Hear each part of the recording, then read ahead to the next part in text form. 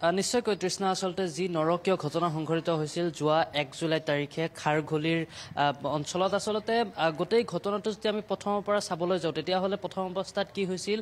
ঘৰখনৰ যি বিছনাত আচলতে সেই বৃদ্ধাগৰাকীৰ মৃতদেহ পৰি আছিলে তেওঁৰ ডিঙিত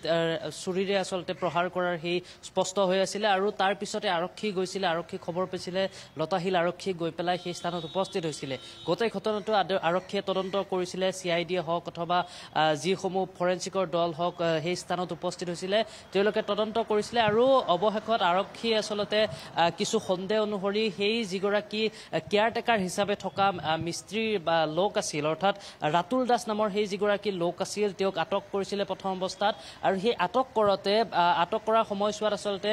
ৰাতুল দাসক 5 দিনৰ জিম্মাত বিচাৰিছিল আৰক্ষী আৰু সেই সন্দেহ উপজাৰ সময়ছোৱাত যেতিয়া সোধপোছ কৰিলে আৰক্ষীয়ে তেতিয়া প্ৰথম অৱস্থাত ৰাতুল দাসে বিভিন্ন ধৰণৰ আবুল তাবুল কথা কৈছিলে প্ৰথম অৱস্থাত বিশেষকৈ তেওঁ কৈছিলে যে যিগৰাকী ৰাতুল দাস আৰু যেহেতু সেই ঘৰটোতে ৰাতুল দাস আৰু তেওঁৰ পত্নী আৰু সন্তান আছিলে 5 বছৰীয়া কন্যা আছিলে গতিকে সেই সময়ছোৱাত আচলতে সেই যিগৰাকী বৃদ্ধা বন্দনা দাস নামৰ তেওঁ প্ৰথম অৱস্থাত প্ৰহাৰ কৰিছিলে বুলি কৈছিলে বা বিভিন্ন সময়ত গালি হপনি পাৰিছিলে বুলি কৈছিলে আৰু সেই ঘটনাক লৈ পেলাই অতিষ্ঠ হৈ পেলাই প্ৰথম অৱস্থাত তেওঁ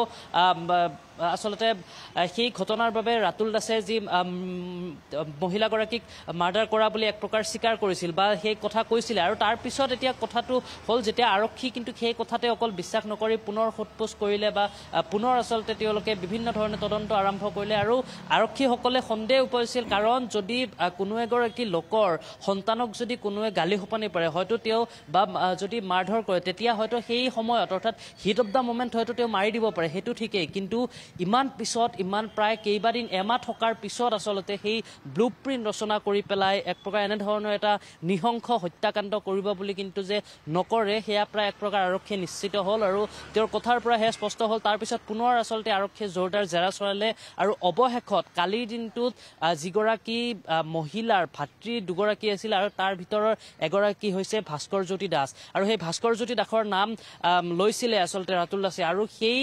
সময়ত যেতিয়া স্বীকাৰ কৰিলে তেওঁ হত্যা কৰিছে কিন্তু আৰু তেওঁ ভাস্কৰ জ্যোতি দাসৰ নিৰ্দেশ মৰ্মে হত্যা কৰিছে বুলি যেতিয়া যি সময়ত স্বীকাৰ কৰিলে সেই সময়ত আচলতে আৰক্ষীয়ে ভাস্কৰ জ্যোতি দাসক আটক কৰে আৰু আটক কৰি নিশাৰ ভাগতে লৈ অনা হয় সন্ধিয়াৰ ভাগতে লৈ অনা হয় আৰু ইতিমধ্যে জেৰা আৰম্ভ কৰিছে ভাস্কৰ জ্যোতি দাসক এতিয়া গোটেই ঘটনাটো যদি আমি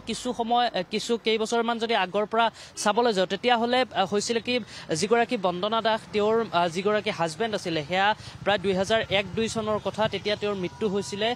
তেওঁ আচলতে কৰ্কট ৰোগত আক্ৰান্ত হৈ পেলাই মৃত্যু হৈছিল আৰু তাৰ পিছৰে পৰা